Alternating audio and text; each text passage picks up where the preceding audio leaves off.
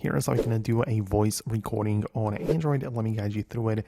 If this is your first time on this channel, definitely subscribe for more tips and videos like this one.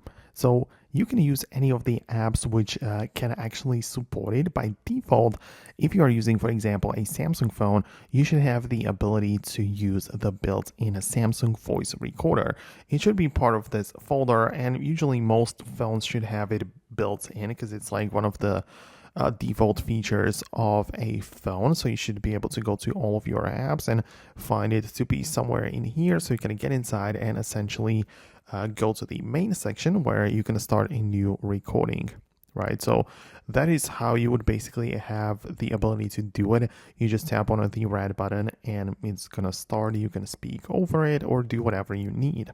You can go to the list view back and play back the existing voice recordings, or you can as well perform some edits to it, or change the speed and so on.